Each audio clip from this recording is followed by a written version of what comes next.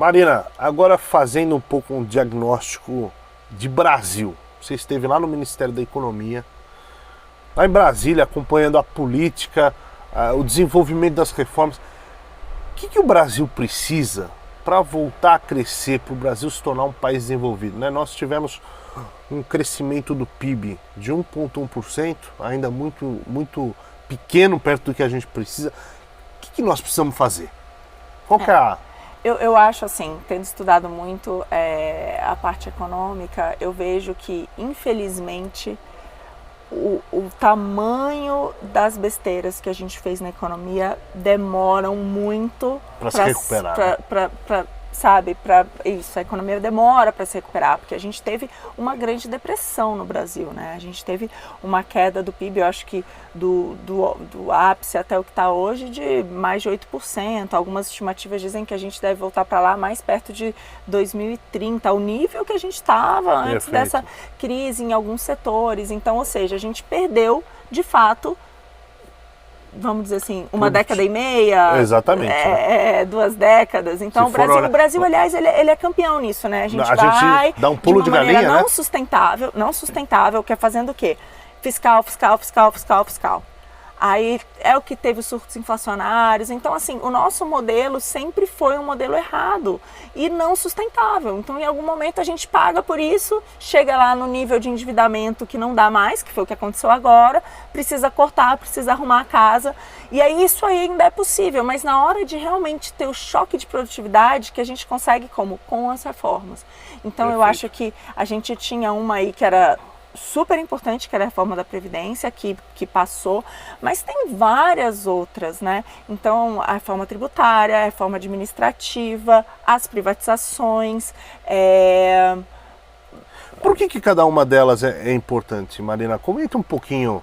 Então, a reforma tributária, hoje, acho que todo mundo que abre um negócio, eu tive que abrir uma consultoria há algum tempo, né? É um choque, né, da burocracia que você precisa e do número de impostos diferentes e do que você precisa. Então, eu acho que é uma questão de você tentar melhorar essa carga. Racionalizar, né? Não dá mais. É muito confuso, às vezes, gera insegurança. Menos tempo para as pessoas e insegurança, exatamente. Então, tem muita coisa judicializada, né? A gente pega... Aqui mesmo em São Paulo, eu estava olhando, o contencioso é gigante, de pessoas que, por conta de, às vezes, dúvidas. Então, se você deixa um processo mais claro, é melhor para todo mundo, né? Para quem paga e para quem arrecada. Então, acho que isso é bem relevante.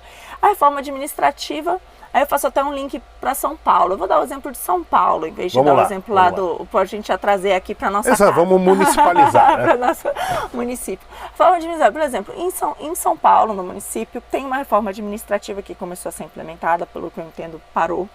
Mas um exemplo que me deixou marcar, assim, que me marcou muito é: qual que é a nota que a gente dá para o serviço público em São Paulo?